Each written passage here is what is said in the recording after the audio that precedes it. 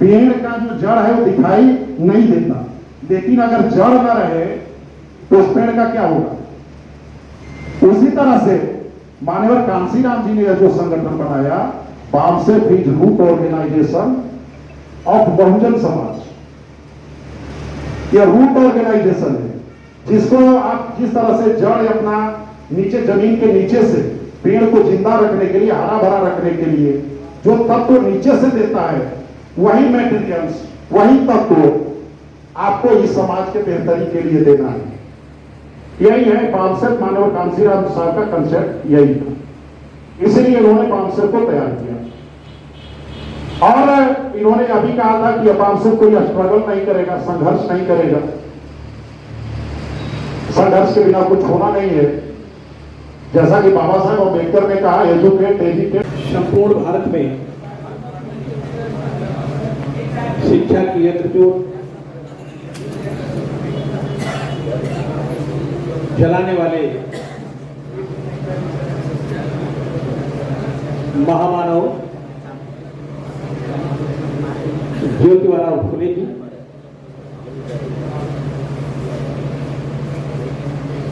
आरक्षण के जनक छत्रपति शाहू महाराज,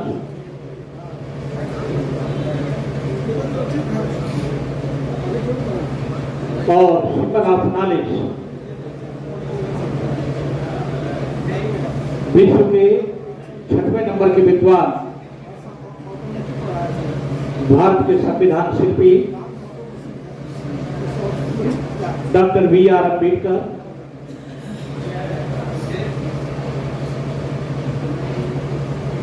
हमारे रहबर मानवर कांशीराम जी, और इस गैर राजनीतिक संगठन जो शैडो ऑर्गेनाइजेशन है, उसमें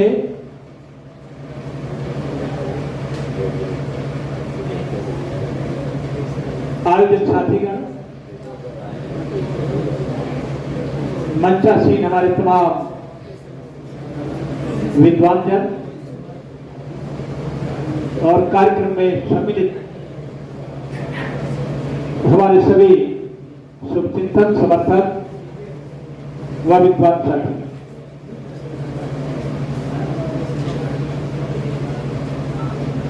बामसेट एक शैडो ऑर्गेनाइजेशन है। परम पूज्य बोधिसत्व बाबा साहब अम्बेडकर ने जब इस देश का कॉन्स्टिट्यूशन लिखा तो अनुच्छेद 19 में हमें संघ बनाने का, निरायुध बिना अस्त्र शस्त्र के सम्मेलन करने का अधिकार दिया, और उसके तहत तमाम डिपार्टमेंट के तमाम तरह के संगठन, एक तो विभागों से रजिस्टर्ड करा करके, और दूसरा और डिपार्टमेंट के कर्मचारी अधिकारियों के तमाम तरह के संगठन बने। उनकी तादाद मुझे मालूम नहीं है, लेकिन वो लाखों में, कितनी लाखों में तादाद। और वो लोग जो विभागीय उत्पीड़न होता है, करेक्टर रोल खराब करके उनकी प्रोन्नति रोकी जाती है, उन्हें डिस्प्लेस किया जाता है, गैर जरूरी जगहों पर उन्हें भेजा जाता है, इसके लिए उन्होंने बनाया। और वे लोग उन्हीं के सामने हाथ फैलाते हैं जिनकी सत्ता होती है। आज जो हम बैठे हुए हैं तो लगभग तो हमारे ऑर्गेनाइजर साथी रघुराई राम जी ने काफी बातें रखी हैं। समय को देख करके भी चलना है। क्या बन गया? हाँ ठीक है, सुनने घर से थोड़ी काम चलेगा तो सुनाने थोड़ी आए, कोई प्रतिबंध नहीं। अच्छा, इसमें कुछ नाम हैं, अगर उनको मैं पढ़ूंगा तो कुछ का पढ़ पाऊंगा, जो लिखा है उन्होंने, जिनका नहीं है तो वो उनका नाम ही ना पाएगा। तो ये नाइंसाफी होगी ना, इसलिए मैं पूरे परिवार के बीच में अपनी बात को रखूंगा। मेरे साथियों, 563 ईस्वी के पूर्व का ईस्वी पूर्व समझ रहे हैं ना? ये जो ईसा सन चल रहे हैं, जो प्रभु ईसा थे, उनके जन्मदिन के आधार पर ये सन चल रहे हैं। जैसे 2023 है ना, सीधा सीधा मतलब है कि 2023 के पहले प्रभु यीशु पैदा हुए थे, ठीक है ना? लेकिन दुनिया उसके पहले भी थी नहीं थी। उन्होंने तमाम अवरोधों को पार किया, तमाम विरोध किया। जो यूरेशिया है, यूरेशिया के लोग जिन्हें पर्शिया भी बोलते हैं, पर्शियन भी बोलते हैं, एक किताब लिखी गई जिसका नाम है जिंद अवेस्ता। क्या नाम? गूगल से सर्च कर लीजिएगा, मिल जाएगी। धर्म की शुरुआत वहां से लोगों ने की और उसी से तमाम जो कमियां नजर आई, उन कमियों से छुटकारा पाने के लिए विद्रोह किया प्रभु यीशु ने। लोगों ने कहा कि धर्म का विरोध करता है तो बड़ा सत्यानाश है। सूली में चढ़ा दिया गया और जब सूली में चढ़ा दिया गया तो उनके जानने मानने और उनकी बात सुनने वाले लोगों ने एक नया धर्म विकसित किया जिसका नाम ईसाई है, क्रिश्चियन। और एक नई किताब लिखी गई जिसका नाम बाइबिल। और वे लोग, कुछ लोग हमारे यहां आए 108 ईस्वी पूर्व। कब आए? 1008 ईस्वी पूर्व। 108 नहीं, 1008 ईस्वी पूर्व। उन्होंने भी जिंद अवेस्ता का ट्रांसलेशन किया जिसका नाम है ऋग्वेद। दाएं बाएं कुछ नहीं, शुद्ध ट्रांसलेशन है, 9वां मंडल और 10वां मंडल छोड़कर। तो तब तक उन्होंने यहां की स्थिति ही बदल दी, क्योंकि हमारे देश के रहने वाले लोग केवल जिससे सहारा जीने में मिलता था प्रकृति, तो प्रकृति के पुजारी थे, प्रकृति का एहसान मानते थे। हमें जहां से पानी पीने को मिलता था, जहां मचानों में रह करके जंगली जानवरों से रक्षा के लिए बच्चों को रखा जाता था, पेड़ पौधे, फल फूल, ये सब सारी चीजें मिली थी। कंदराओं में छिपना। हमारे यहां कोई उस तरह का प्रचलन नहीं था। दूसरा, पशुपालन, जो सबसे बड़ा काम था पशुपालन। और जो सबसे बड़ी बात थी हमारे लोगों में, वो था आतिथ्य सत्कार। हमारे दरवाजे कोई भी आ जाए, ससम्मान उसको बैठने की जगह देंगे, नाश्ते पानी का प्रबंध करेंगे, रुकने का भी इंतजाम करेंगे। और यदि कोई थर्ड व्यक्ति उस पर हमला करता है, उसको नुकसान पहुंचाने का काम करता है, तो वो पीछे रह जाएगा। हम उसकी रक्षा के लिए आगे खड़े होंगे। रक्षा का मतलब राक्षस नहीं होता, और राक्षस का मतलब ही रक्षक होता है। और इसलिए मैं बोल रहा हूं कि जैसे पूछेंगे लोग, जैसे सकल बिगाड़ दी है ना, भावनाएं बदल दी है राक्षस की, तो ब्रह्म पुराण पढ़िएगा। ब्रह्म पुराण में लिखा हुआ कि ब्रह्मा ने अपने पुत्रों को बुलाकर कहा कि मनुष्यों की रक्षा कौन करेगा। एक बात यहां से स्पष्ट हो जाती कि मनुष्य अलग है और ब्रह्मा के पुत्र अलग, ठीक है। तो पूरी दुनिया की सृष्टिकर्ता नहीं हुई, मनुष्य अलग हैं, उनके खुद के पुत्र अलग हैं। तो अपने पुत्रों से बुलाकर कहा कि मनुष्यों की रक्षा कौन करेगा। तो जिन बच्चों ने कहा अहम मानवा नाम रक्षाम कुर्याम नाम थे ही राक्षसा, जिन जिन बच्चों ने कहा कि हम मनुष्यों की रक्षा करेंगे, नाम थे ही राक्षसा, उनका नाम राक्षस पड़ गया। लेकिन हमें जो बताया जाता है ना, राक्षस और असुर कबूतर, सुअर, ये तमाम जातियों के नाम जो बांटे गए, इनका तो अलग ही बात कहा जाता है। इतना प्रूफ पेश किया गया है, इतना मानवता के खिलाफ उनका क्रियाक्रम बताया गया है कि राक्षस सुन करके ही हम लोग परेशान हो जाते हैं। और कहीं पर लिखा हुआ है, उसी में लिखा हुआ है कि स्त्री शूद्रो न धीयता, स्त्री और शूद्र को नहीं पढ़ना चाहिए। और यह गुनाह अगर कोई करता है तो 7 पीढ़ियां पहले की और 7 पीढ़ियां बाद की सबसे जो खतरनाक नरक है, रौरव 28 नंबर का, सीरियल नंबर 28, रौरव नरक में चले जाएंगे। पढ़ने वाला, चाहे महिला हो या पुरुष, पढ़ने वाला और उनके परिवार के 7 पीढ़ियां पहले वाली और 7 पीढ़ियां बाद वाली। तो कैसे आप हिम्मत करते भाई, नरक में जाने का काम कौन करेगा? लेकिन महात्मा ज्योतिराव फुले ने इन सारी बातों का, क्योंकि ब्रिटिश हुकूमत के दौरान उन्हें पढ़ने लिखने का मौका मिल गया, इसलिए ज्योतिराव फुले ने, उन्होंने अंग्रेजी पढ़ी, अंग्रेजी भाषा का उन्हें ज्ञान हुआ और उन्होंने देखा जब तमाम तरह की चीजें, और एक घटना से प्रेरित होकर के उन्होंने कहा कि भाई ये तो होता ही रहेगा, लेकिन इस अन्याय को, दमन को, शोषण को रोकने के लिए समाज का जागरूक होना, पढ़ा लिखा होना जरूरी है। इसलिए उन्होंने फैसला लिया कि चाहे नरक जाए और चाहे जहां जाए, हम पढ़ाने लिखाने का काम करेंगे। जो हमने सीखा है उसे हम अपने लोगों को पढ़ाने लिखाने का काम करेंगे। सावित्रीबाई को तैयार किया महिलाओं को शिक्षा देने का। तो शिक्षा की अलग जगाने वाला भारतवर्ष में अगर पहला कोई टीचर हुआ है और कोई शिक्षिका पैदा हुई है तो वो महात्मा ज्योतिराव फुले। हालांकि बहुत झेलना,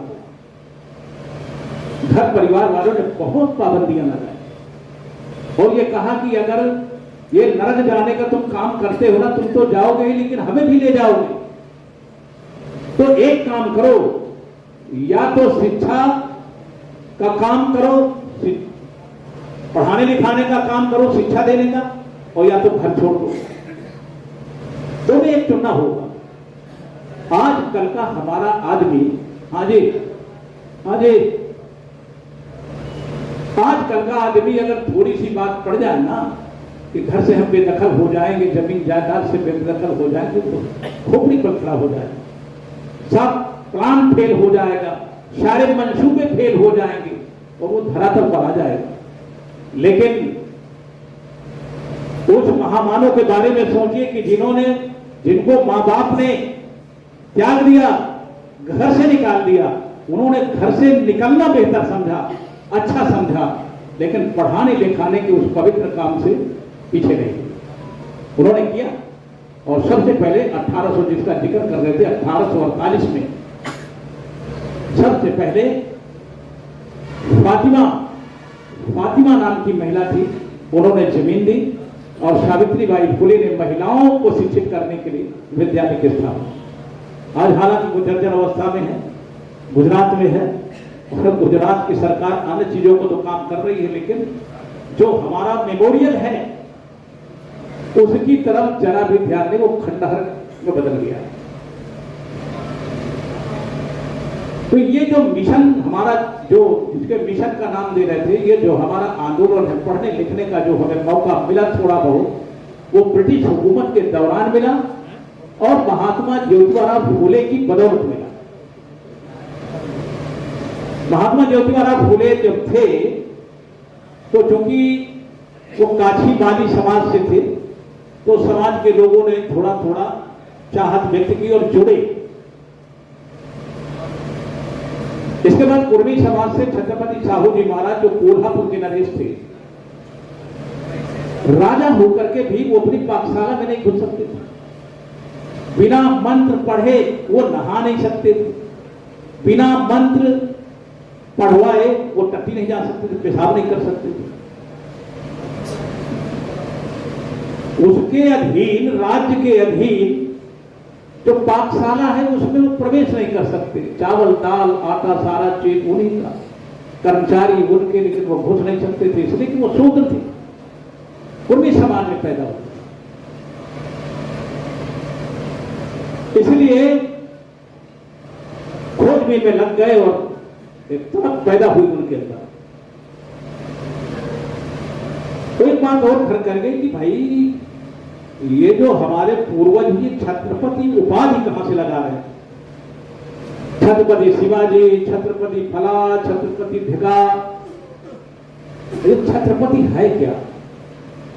बड़ी मुश्किल से जानने का मौका मिला। तिलकोत्सव नाम की एक किताब मिली जिसको उन्होंने पढ़ा, और शिवाजी जो राज्य से बगावत करके, किसी के इशारे पर राज से बगावत पैदा करके उपद्रव की स्थिति पैदा कर दी, और वो फतेह पाने के बाद वो शासक बने, लेकिन वो हिम्मत नहीं जुटा पा रहे थे कि जब तक तिलक नहीं होगा, वेदों का मंत्रोच्चारण नहीं होगा, तब तक राजगद्दी सफल नहीं होगी।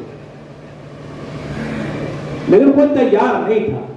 ये गंगभट्ट जो बनारस है ना, गंगभट्ट का एक आदमी ये काम का, उसे बहुत सारा पैसा कौड़ी लिया और कहा कि कोई नहीं कर रहा तो मैं कर दूंगा।